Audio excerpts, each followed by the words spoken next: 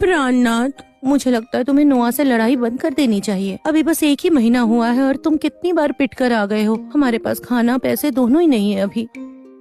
तुम्हारा क्या मतलब है? तुम कहना चाहती हो मैं योग्य नहीं हूँ? मैं मानती हूँ पहले मैं गलत थी, आलसी खर्चीली भी थी, लेकिन अभी हमारे पास कुछ नहीं बचा। ऐसे ही चलता रहे तो हम मर जाएंगे।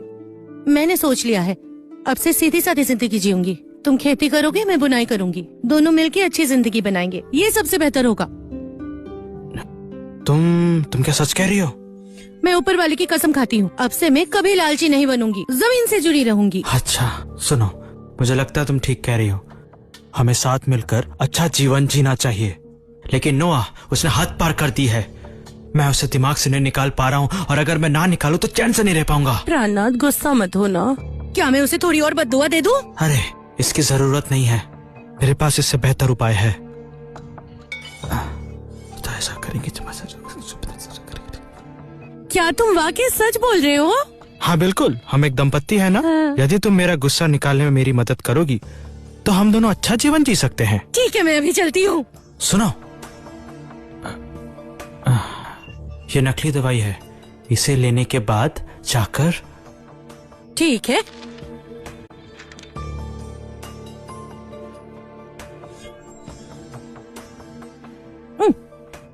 चलती हूँ प्राणनाथ।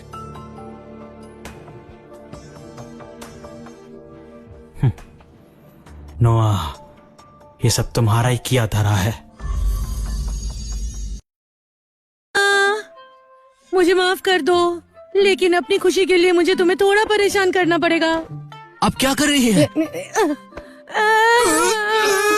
बचाओ, मुझ पर जबरदस्ती हो रही है। अरे भाभी, क्या ये डेविड की एक बुरी योजना है? बस करो, मेरे घर पर 3 सुंदर पत्नियां हैं, मैं तुम पर जबरदस्ती क्यों करूंगा? अगर तुम किसी को बताओगी तो कोई भी यकीन नहीं करेगा। नोआ, मेरे पति ने मुझे कहा कि अगर मैं तुम पर जबरदस्ती का इल्जाम लगाऊं तो वो मेरे साथ शांति से रहेगा। मुझे पता है ये तुम्हारे साथ गलत है, लेकिन मेरे पास और कोई रास्ता नहीं है। फिक्र मत करो, ये सिर्फ तुम्हें डराने के लिए है।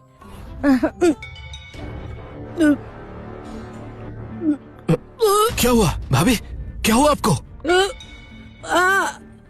इतना दर्द क्यों हो रहा है?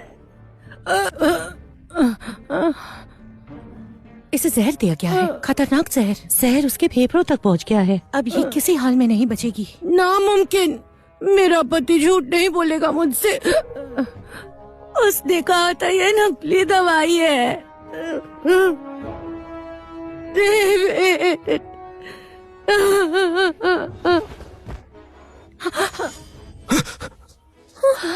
डेविड,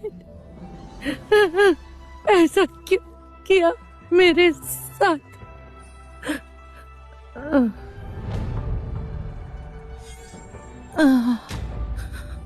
ये डेविड बहुत बुरा इंसान है। तुम्हें फंसाने के लिए इसने अपनी ही बीवी को ऐसे मार डाला।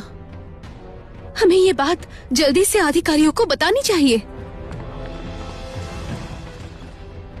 नोआ ने अपनी भाभी को जहर दिया है, उसे बंदी बना लो। मेरे पति निर्दोष है, कृपया सच जानिए। उसे हमने रंगे हाथों पकड़ा है और कुछ नहीं सुनना चाहते। ले चलो उसे। रुक जाओ, इसे हाथ मत लगाना। प्रतिरोध करना तुम्हारा अपराध और बढ़ा देता है। इस अपराध का दंड तुम्हें इसी समय दिया जा सकता है। मेरे पति को छूने से पहले मुझसे गुजरना होगा। नोआ, तुम एक पुरुष हो, क्या तुम सच में इस औरत के पीछे छुपकर खुद को बचाना चाहते हो? रहने दो, मैं इनके साथ जाऊंगा। प्रियतम, तुम ऐसा नहीं कर सकते। तुम गए तो ये शेर के मुंह में जाने जैसा होगा। फिर भी मुझे कोशिश करनी होगी।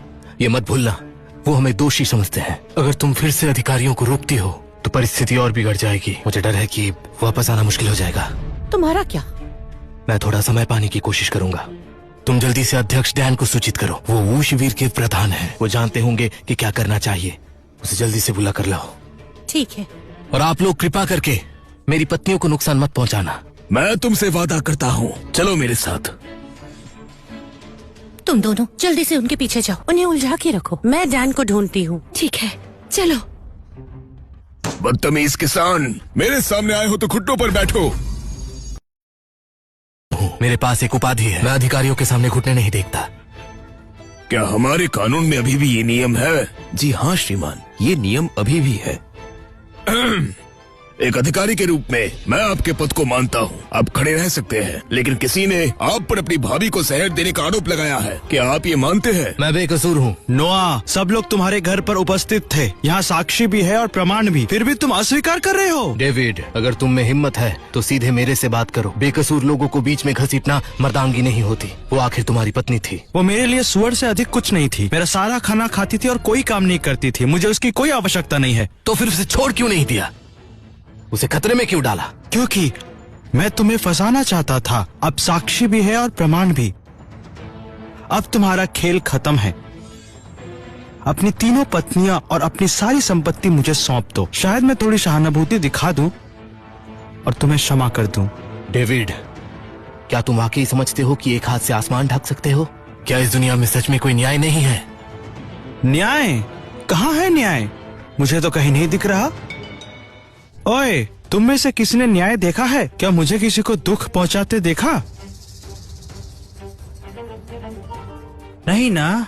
नोआ ओ नोआ, क्या तुमने देखा? पुराने समय से आम लोग अधिकारियों से लड़ते नहीं थे, निर्धन धनी से संग्राम नहीं करते। नोआ, अब तुम बड़ी विपत्ति में हो। हम साक्ष्य दे सकते हैं, मेरे पति निर्दोष है। तुम उसकी पत्नी हो, निसंदेह तुम उसका पक्ष लोगी। बात तो सही है।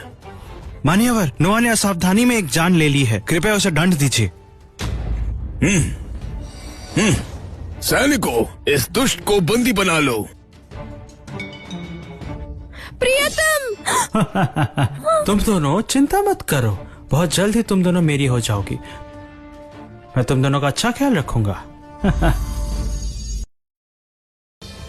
देखते हैं कौन हिलने की हिम्मत करता है। बंदूक? बंदूक? ये तो केवल प्रमुख सैनिक के पास होती है, इसके पास कैसे आई? जो मुझे चाहिए वो मैं हासिल कर सकता हूँ। बस एक छोटी सी बंदूक ही तो है, मैं उसे बना भी नहीं सकूं, ऐसा कैसे हो सकता है? नोआ, चाहे तुम्हारे पास बंदूक हो, मगर तुम किसी को रोक नहीं सकते। मैं तुम्हें सुझाव देता हूँ कि शांति से समझौता कर लो। ठीक है, मैं एक साथ सबको नहीं हटा सकता, किंतु जीवन केवल एक बार मिलता है। क्या तुम जानना चाहते हो कि मेरी इस बंदूक में बारूद है या नहीं? नोआ, बात करके मामला सुलझा लेते हैं। मैं तुम्हें जिम्मेदार नहीं ठहराऊंगा। क्या सिर्फ ये कह देने से सब ठीक हो जाता है? क्या मेरी कोई इज्जत नहीं है? फिर मैं तुम्हें 100 एकड़ भूमि देता हूँ, हिसाब बराबर करते हैं, क्या कहते हो? केवल 100 एकड़ दोगे एक व्यक्ति के जीवन के बदले? वो तुम्हारी पत्नी भी नहीं थी, तुम्हें इतनी चिंता क्यों है? वो बस एक गरीब किसान औरत थी। 100 एकड़ का सौदा वाकई बढ़िया रहेगा नोआ।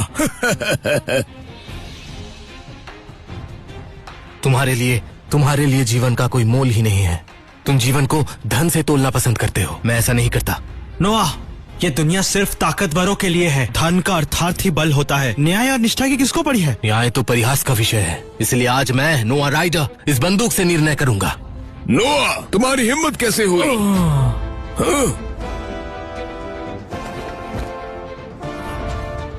कोई इस हत्यारे किसान को पकड़ो और अभी के अभी से मार डालो।